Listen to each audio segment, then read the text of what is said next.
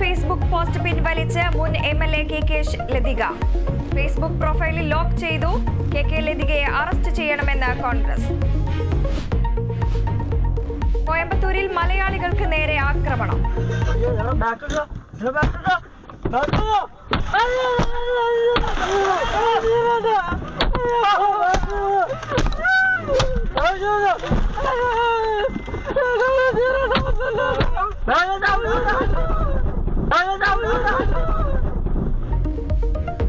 കാറിലെത്തിയ സംഘം ആക്രമിച്ചത് എറണാകുളം സ്വദേശികളെ. 4 പാലക്കാട് സ്വദേശികൾ പിടിയിൽ.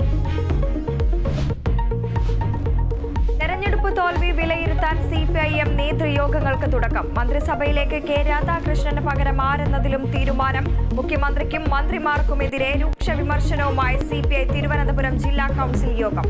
CPIM-ൽ നേതാക്കൾ തമ്മിൽ പോരെന്ന് VD സതീശൻ. ഇടതു വലതു മുന്നണികൾ മുസ്ലിം പ്രീണനം നടത്തുന്നുവെന്ന് വെള്ളാപ്പള്ളി നടേശൻ. ബലിപെരുന്നാളിനെ വരവേൽക്കാൻ ഒരുങ്ങി വിശ്വാസികൾ. ഒരുക്കങ്ങൾ അവസാന ഘട്ടത്തിൽ. നാളെ പള്ളികളിൽ പ്രത്യേക നമസ്കാരവും ഈദ്ഗാഹുകളും. ഹജ്ജ് കർമ്മത്തിന്റെ 3-ാം ദിനം ജംറയിൽ കല്ലേറ് കർമ്മം നിർവഹിച്ച വിശ്വാസികൾ. ഇന്ദിരാഗാന്ധി ഭാരതമാതാവ് എന്ന പ്രയോഗത്തിൽ വിശദീകരണവുമായി സുരേഷ് ഗോപി.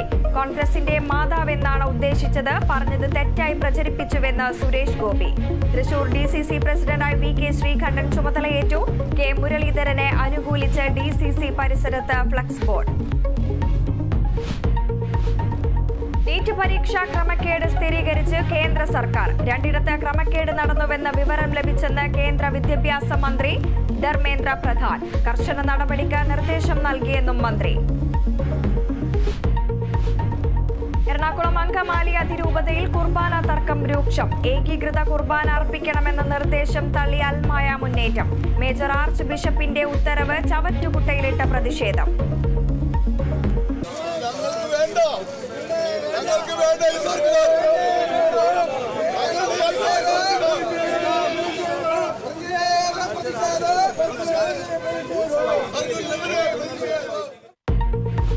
ഇടപ്പള്ളിയിൽ സർക്കുലർ വായിച്ച് ഏകീകൃത കുർബാന അനുകൂലികളുടെ പ്രതിഷേധം.